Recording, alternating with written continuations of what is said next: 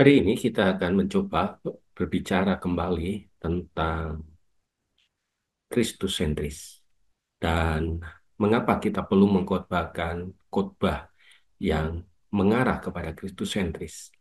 Hal-hal apa saja yang perlu kita perhatikan di dalam kita mempersiapkan khotbah yang bersifat Kristus sentris. Hal-hal apa saja yang perlu kita perhatikan di dalam kita mempersiapkan khotbah yang bersifat Kristus sentris. Dan di dalam materi kita, ini adalah sebuah pengembangan dari dalam tiga pilar kita yang preaching komunikasi kita, yaitu ada tiga pilar. Pilar yang pertama adalah pilar eksposisi, kedua adalah komunikasi, dan yang ketiga adalah relasi. Di dalam ketiga pilar tersebut, kita perlu memperhatikan bahwa semuanya harus bersentral kepada Kristus sentris. Oleh sebab itu, materi pelajaran kita tentang Kristus sentris harus menjadi sebuah pendekatan yang bersifat teologis dan juga hal yang menempatkan Kristus sebagai pusat dari segala sesuatu di dalam pandangan hidup. Inilah preaching presentasi kita hari ini, yaitu apa itu Kristus sentris.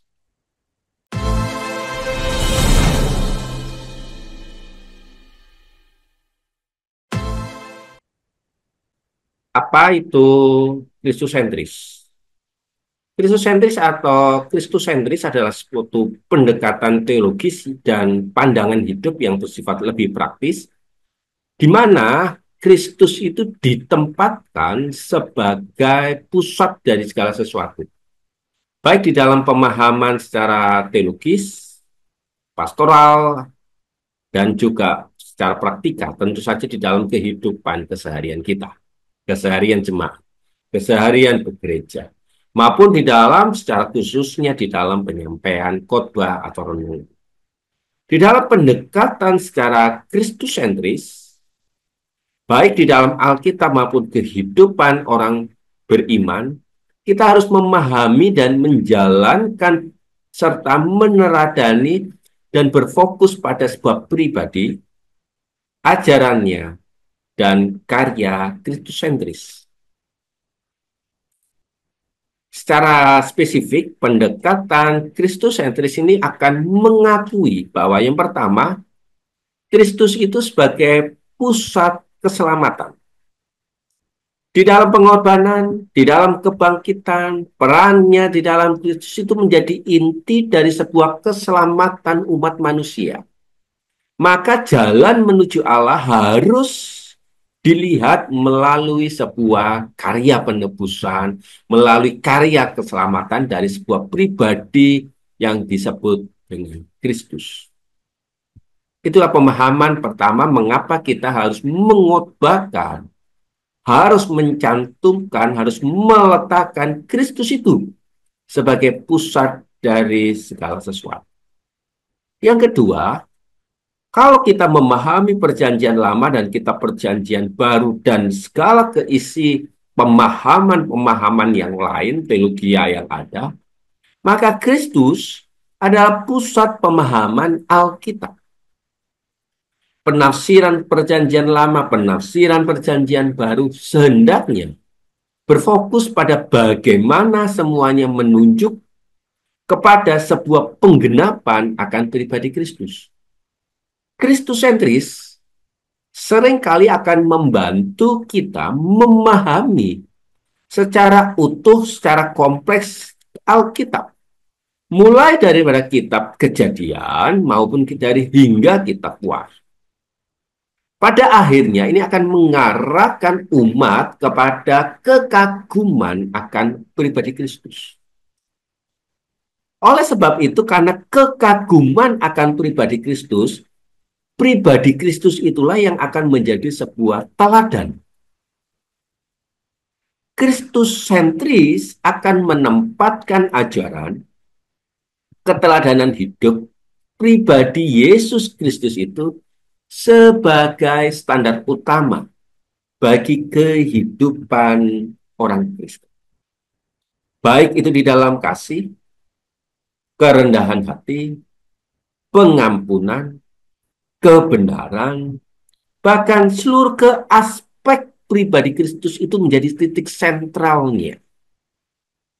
Oleh sebab itu, pusat khotbah kita dan pelayanan kita yang bersifat transformasi harusnya transformasi kepada perubahan hidup ke arah Kristus sentris. Oleh sebab itu, pada poin yang keempat, Kristus itu sebagai pusat khotbah kita, sentral khotbah kita. Di dalam konteks pelayanan, Kristus itulah yang akan menjadi pusat mentalitas bagaimana kita bertindak dan bagaimana kita bekerja. Di dalam kehidupan sehari-hari, di dalam kehidupan berumah tangga, di dalam kehidupan studi, dalam kehidupan mereka mendengarkan firman, seluruh renungan harus bersifat Kristus sentris. Ini akan memastikan semua pesan pada Kristus itu menunjuk bagaimana sikap aspek kehidupan iman kepada Kristus. Menunjukkan sebuah aspek kehidupan pengharapan kepada pribadi Yesus Kristus. Itu akan menunjukkan aspek kehidupan teladan pada kehidupan keseharian. Oleh sebab itu pendekatan iman kita, khotbah-khotbah kita yang bersifat transformasi tidak boleh lepas daripada kehidupan daripada Kristus sentris. Melalui pendekatan inilah, maka preaching presentasi menempatkan tiga pilarnya tadi.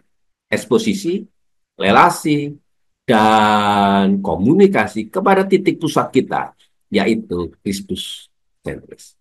Kiranya aspek iman kita sebelum berkhotbah mulai merancang hal-hal apa saja yang Kristus akan lakukan, itu masuk, itu menjadi teladan, itu menjadi dasar, itu menjadi sentral di dalam khotbah kita. Sehingga Kristus menjadi pusat, tetapi juga menjadi fondasi iman kita.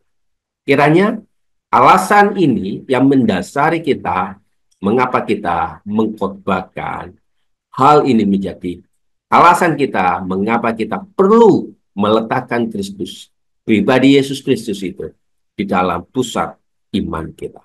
Tuhan memberkati kita.